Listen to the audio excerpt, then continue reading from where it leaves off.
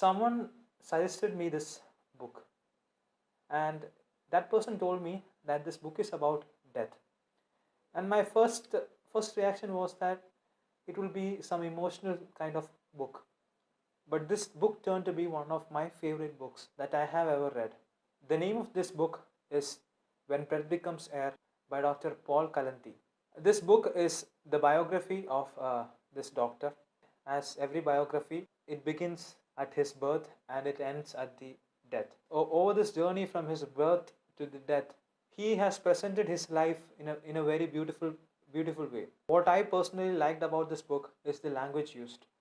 His selection of words for this book was excellent, and he has expressed himself very efficiently. Now, coming to this book, the theme mentioned here is about death. If I want to summarize this book in one sentence, it would be how the life of a person changes when he encounters death face to face. This book deals with his personal encounter with death. Dr. Paul Kalanthi had cancer and died of cancer at the age of 34. In this book, he shares his experience about his encounter with death. So the book can be divided into two parts.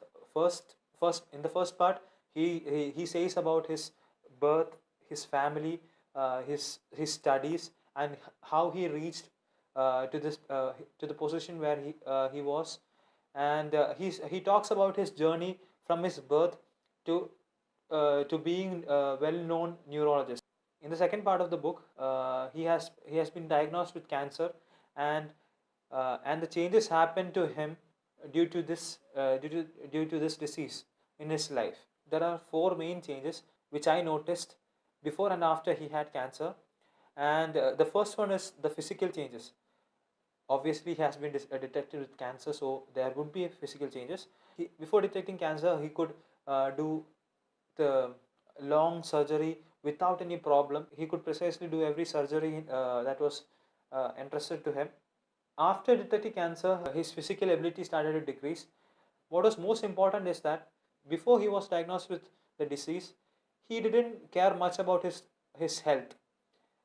He was focused more on his career and his growth. But after detection of his cancer, he was much more careful about his health. He started exercising. He began to run marathons and all those things. All those things were during his initial treatment of the cancer. Then his health started decreasing. The second change which I noticed is changes in his goals and aspirations. Now, he wanted to be a neuroscientist. Also, he wanted to write.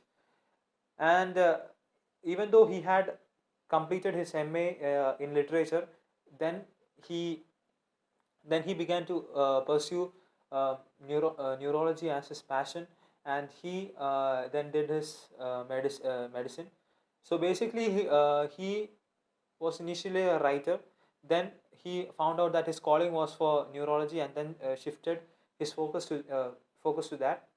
Before detecting this disease, he wanted to be a scientist. In this book, he has shown the dilemma of how his changes in his health has affected his career. One important question which he has raised is what is the meaning of life? As I said, he was very passionate about his work. He used to work for a long time, but at the end of life, he was not satisfied because he wanted to be somewhere, but his journey was cut short. That question struck me very well. That at the end of all this, at the time of death, what are we actually chasing? What are we trying to accomplish from our lives? Third thing was his relationship. In the initial part of the book, his relationship with his wife was not so good. But then, after detecting with cancer, their bond increased. At a point in this book, he says that I would like to thank cancer for saving our relationship. That's a point which actually inspired me a lot. That sometimes a difficult situation brings the best out of us. In this world where we are chasing many things, we forget the people that are important to us. The fourth change which he has stated is the spiritual changes. He says that during his study and during his practice as a doctor, he was an atheist, and after encountering with the disease, he says that he has experienced God, and that's one of the changes which has taken in him. Even though this is just an outline of this book, there are many instances, many stories, many quotes, many dialogues that he has exchanged that are that will inspire and that will motivate you in your life. It will ask serious questions to your mind also, and I would recommend this book to you, and I hope you would read this book.